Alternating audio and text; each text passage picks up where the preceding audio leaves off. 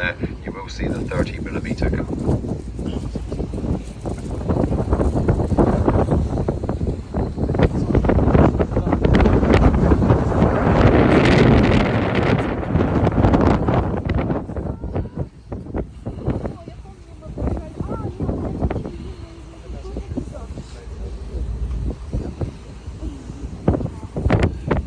Along Fountain Lake, looking across the quay on your right, you'll get some views of number 3 basin. This is the basin that was dug out by hand by the prisoners of war.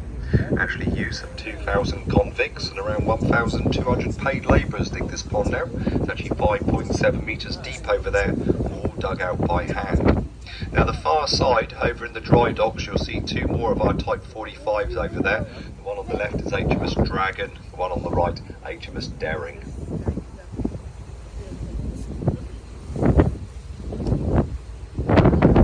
Coming up on your right on the other side of the quay, you will see the Wave Knight. She belongs to the Royal Fleet Auxiliary. This means the vessel is actually owned by the Royal Navy, run by merchant seamen. She's one of their tankers. This one's 31,000 tonnes, 196 metres in length, and she's got a crew of 80 on board. And ahead on your right, up in the corner, you will see the SD Victoria. She belongs to a company called Serco Denham that does quite all the work for the MOD. This vessel carries out various tasks for the Royal Navy. Her official title though is Sea-Going Buoy Replenishment Vessel. So this is the end of the Royal Naval Dockyard on your right, just going to do our turn. As we do so, ahead of us, so on your right is the commercial port. These 2 quays ahead of us, they mainly deal with fruit. Fruit from all around the world arrives here. Pie from Bank East, they import bananas. In fact, 60% of all the bananas eaten in the UK arrive here in Portsmouth. Continuing our turn, you'll see our ferry port. This was opened in 1976. In total, makes it one of the busiest ferry ports in the UK today. In fact, it's second to Dover. You wouldn't think so at this moment in time. Now, ferries that leave from this port, they go across to Cherbourg, Le Havre, Caen, Saint-Malo, the Channel Islands, and also down to Spain. On a good year, the ferry port would normally deal with around 2.2 million passengers and around 660,000 vehicles.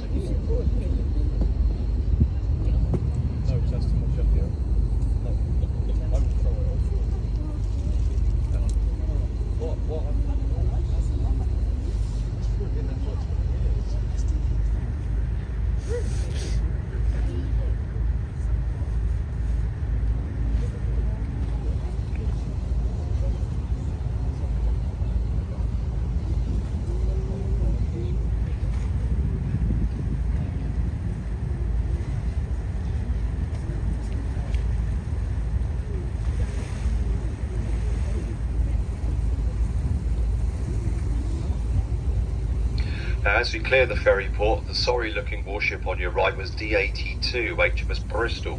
She was launched in 1969 as a Swan Hunter on the Tyne, saw active service during the Falklands crisis, eventually decommissioned in 1991, to be recommissioned in 1993 as a static training ship, and this is where she's been ever since. Now, she has actually come to the end of her days now, and her fate has actually been decided. It's not good. Very shortly she's going off to be scrapped. The other side of Bristol is what's known as Whale Island. The great extension of Portsmouth Docks over on your left here. Back in the 1860s and 70s, a hell of a lot of mud had to be removed. This is where they put it, over on your right, and actually formed this island.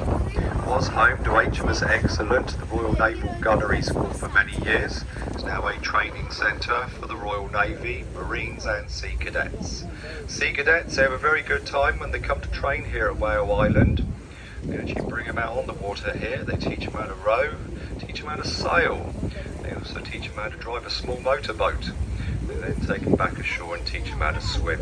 Now, as we clear Whale Island, keep looking to your right. And right over the other side of the harbour, to the left of the grey hangar, you'll see Porchester Castle on the shoreline, built in the year 284 AD by the Romans and rebuilt by the Normans at a later date. Between us and the castle, there's actually some 16 square miles of mudflats. Most of the water you see on your right are drained away at low tide. In fact, these red posts, we won't go the other side of them, we'll definitely go around. The big hill in the distance on your right, that's called Portsdown Hill. They actually built a series of red brick forts up on the top there as a result of a royal commission back in 1859. Now what they decided in those days, they had quite a few defences facing to the south out to sea, but none facing to the north. So if the enemies wanted to, they could come ashore along the east coast, invade the port of Portsmouth through the back door.